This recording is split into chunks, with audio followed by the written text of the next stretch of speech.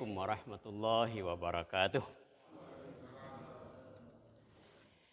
Innal hamdalillah nahmaduhu wa nasta'inuhu wa nastaghfiruh wa na'udzubillahi min syururi anfusina wa min sayyiati a'malina. May yahdihillahu fala mudhillalah wa may yudlil fala hadiyalah.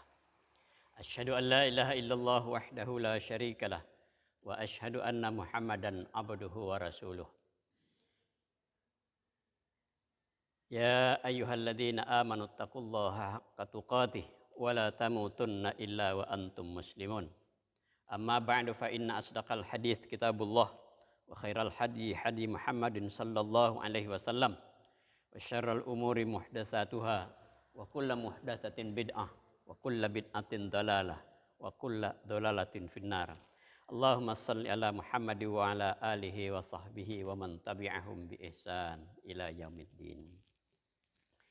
Ayyuhal hadirun, jamaah salat subuh Masjid At-Tanwir.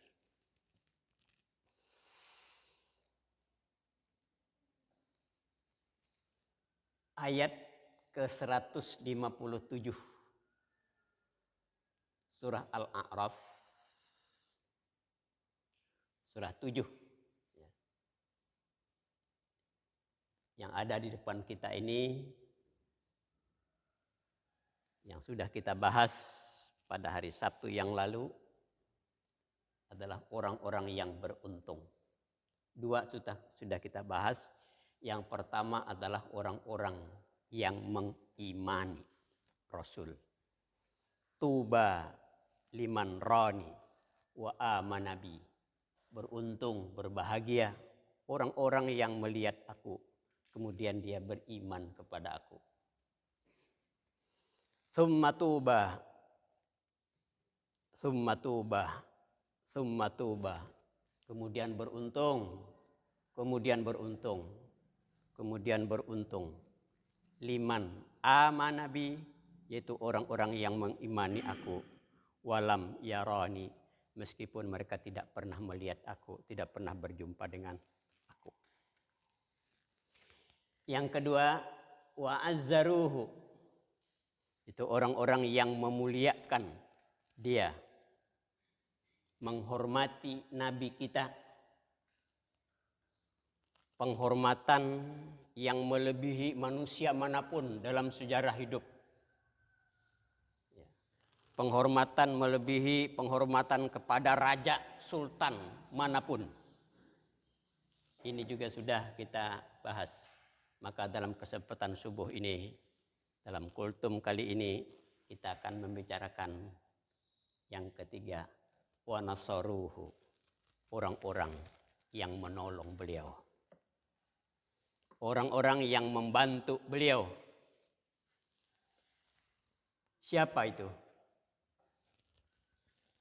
Yaitu orang yang memberikan pertolongan dari orang yang menyakiti badan beliau dan ajaran beliau. Sifat inilah yang dimiliki oleh para sahabat Nabi yang berjihad, yang berjuang bersama-sama beliau. Para sahabat itu menolong beliau, melindungi beliau, serta menggerakkan seluruh kemampuan yang dimiliki di dalam menjalankan roda dakwah ini.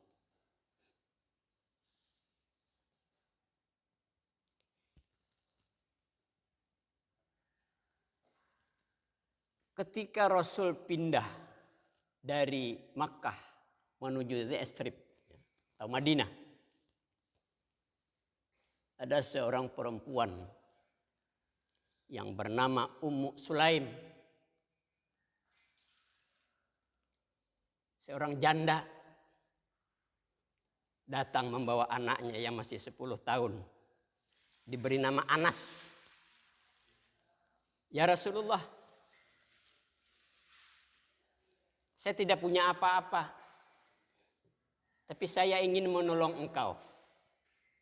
Terimalah anakku ini. Suruhlah dia apapun keperluan engkau.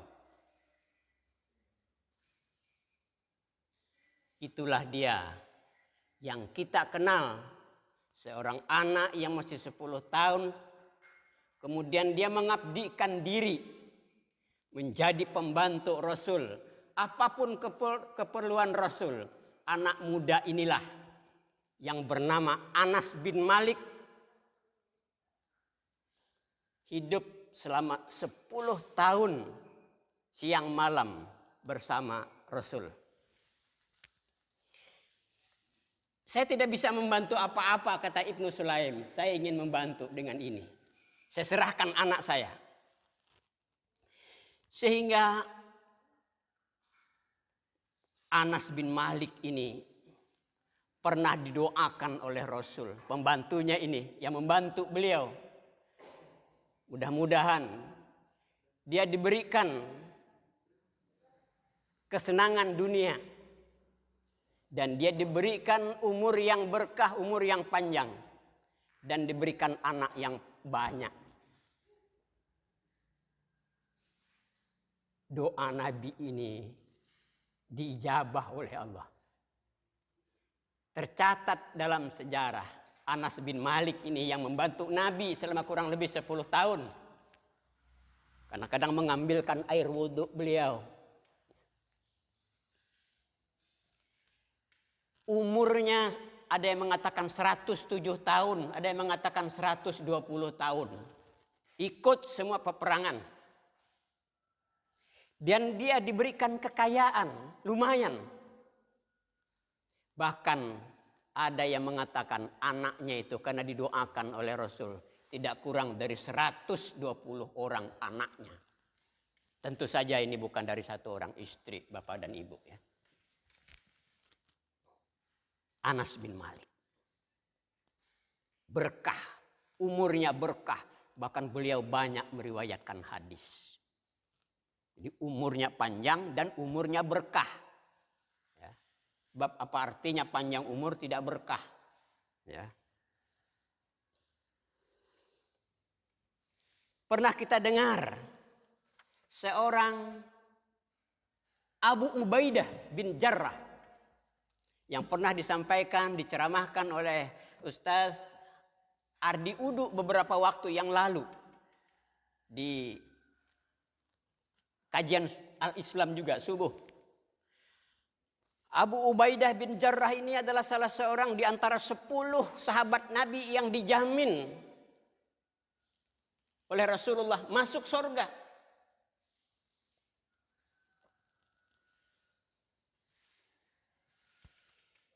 Beliau ini dalam perang Uhud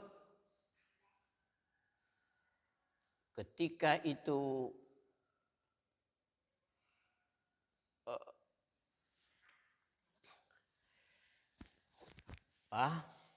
lingkaran baju besi Rasulullah itu termasuk ke kepala Nabi sampai-sampai untuk melepaskannya, untuk memberikan kekuatan.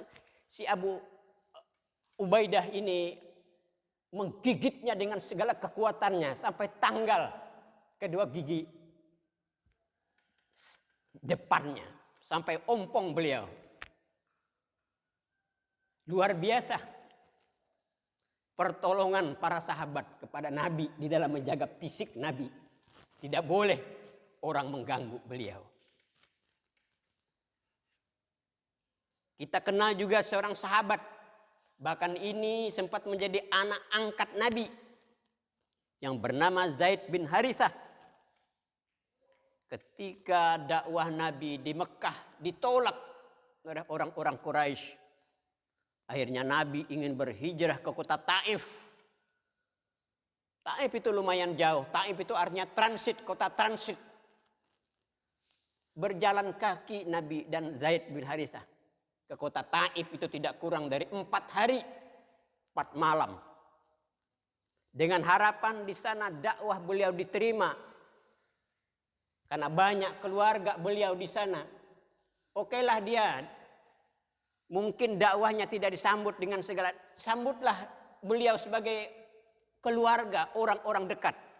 Tetapi ternyata sampai di kota Taif beliau dilempari dengan batu bersama dengan Zaid bin Harithah ini, dilempari dengan kotoran onta dengan segala macam sehingga terluka kepala Zaid dan Rasul dan berdarah.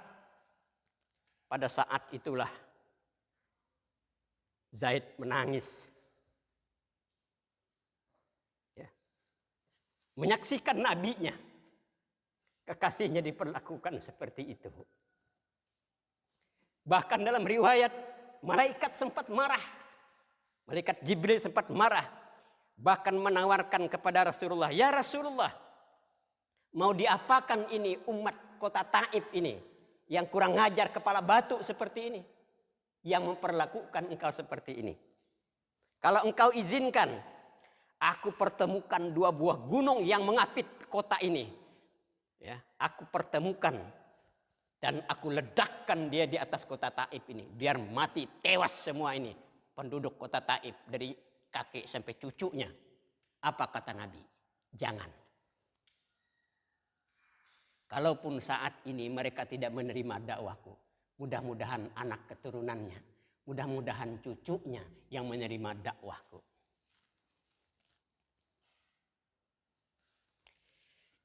Jamaah salat subuh. Begitulah bentuk para sahabat di dalam membela, ya, di dalam membela. Abu Bakar Siddiq juga ketika terjadi peristiwa hijrah, ketika bersembunyi di Gua Thur, di dalam riwayat ketika itu Rasulullah berbaring dan tertidur di pahanya Abu Bakar. Ketika itu kaki Abu Bakar digigit oleh binatang, mungkin ular, digigit, berbisa, dan dia merasakan kesakitan luar biasa. Tetapi dia tidak mau bergerak, khawatir Nabi ini terbangun. Khawatir Nabi terbangun. Kemudian karena dia tidak tahan, akhirnya dia meneteskan air mata. Dari tetesan air mata yang hangat inilah Rasulullah terbangun.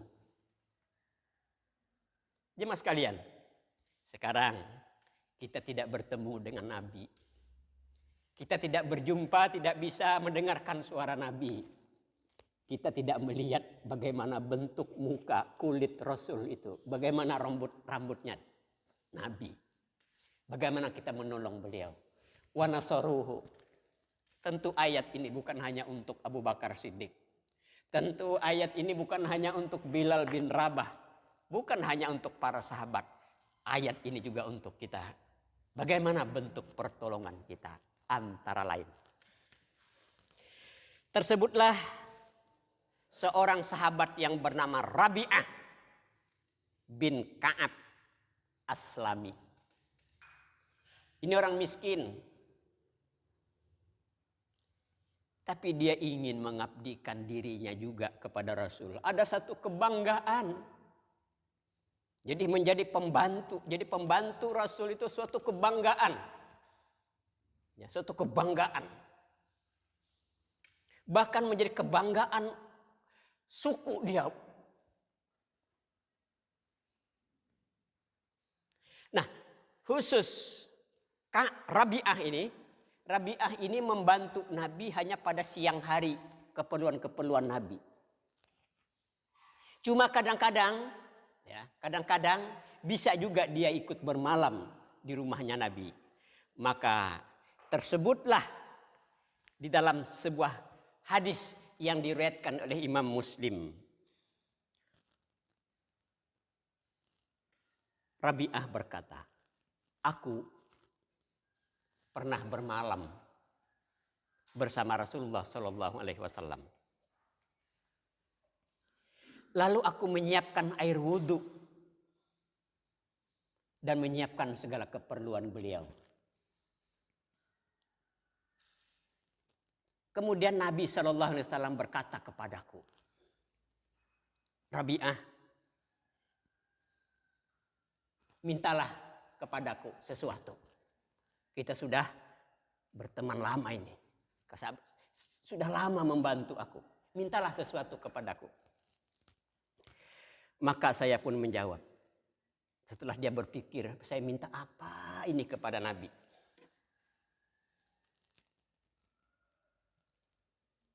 Kemudian aku menjawab, aku meminta kepadamu agar memberi petunjuk kepadaku atau memberi jalan kepadaku, memberi cara kepadaku tentang sebab-sebab agar aku bisa menemanimu di dalam surga.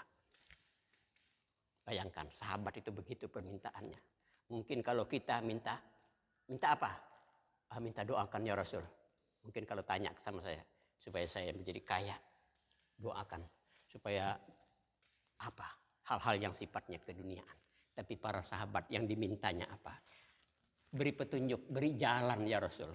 Supaya aku ini bukan hanya di dunia menemani engkau, tetapi juga nanti bersama-sama engkau di dalam surga. Kemudian beliau menjawab, Nabi menjawab, apakah ada lagi selain itu? Cukup ya Rasulullah, itu aja permintaanku. Maka Rasul pun bersabda, fa'inni ala nafsika bikathratis sujud. Kalau begitu, bantu aku, tolong aku, wa nasaruhu, tolong. Kalau begitu, tolong aku, bantu aku untuk mewujudkan cita-citamu agar bersama aku di dalam surga. Apa itu? Kathratis sujud. Perbanyak sujud kepada Allah. Perbanyak sujud. Maksudnya apa? Bukan berarti sujud kita diperbanyak. Maghrib yang 6 kali sujud biar jadi 12 kali. Perbanyak sujud, bukan itu. Tapi perbanyak sholat sunat. Perbanyak sholat sunat. Sujud. Itu cara kita menolong Rasul. Dengan begitu Rasul nanti menolong kita di akhirat agar kita bisa bersama-sama di dalam surga. Panjang sekali pembahasan para ulama. Apa yang dimaksud dengan bersama Rasul di dalam surga? Ada yang mengatakan satu tempat. Ada yang mengatakan itu tidak mungkin. Itu makamnya Rasul berbeda. Ada yang mengatakan sama-sama masuk surga. Tapi kita sempat melihat Nabi. Kita sering melihat Nabi. Kita bertetangga, ada yang mengatakan ada yang bertetangga. Surga kita dekat dengan surganya Nabi.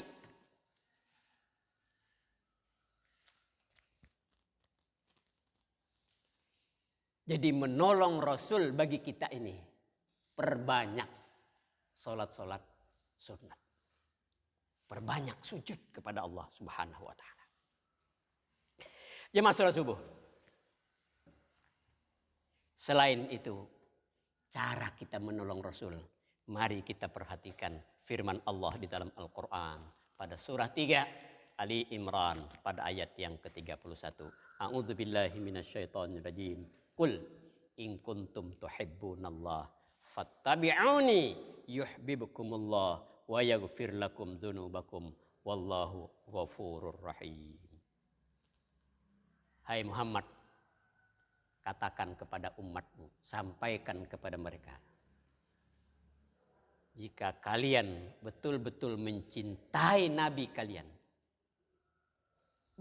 manakala benar-benar mencintai Allah, ya, betul-betul mencintai Allah, maka fattabi'uni, ikuti aku, ujar Nabi. Niscaya Allah akan mengasihi kalian dan mengampuni dosa-dosa kalian. Allah Maha Pengampun lagi Maha Penyayang. Dalam ayat lain, ayat ke-7 surah 59.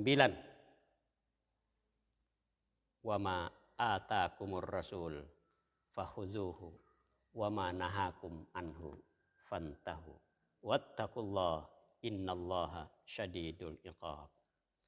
Apa yang dibawa Rasul, apa yang diberikan Rasul kepadamu, terima. Terima saja. Laksanakan. Sami'na wa ata'na. Apa itu? Sunnah-sunnah beliau. Laksanakan. Terima. Dan apa yang dilarang oleh beliau, wa manahakum anhu fantahu, tinggalkan. Jauhi apa yang dilarangnya. maka bertakwalah kepada Allah. Sesungguhnya Allah amat keras hukumannya. Cara kita menolong Rasul adalah menghidup-hidupkan sunnah beliau. Laksanakan apa yang beliau perintahkan dan tinggalkan apa yang dilarangnya. Mudah-mudahan bermanfaat. Sama-sama kita tutup dengan doa kafaratul majlis. Subhanakallahumma wa bihamdika asyhadu an la ilaha illa anta astaghfiruka wa atubu ilaik. Wabillahi taufiq wal hidayah. Wassalamualaikum warahmatullahi wabarakatuh.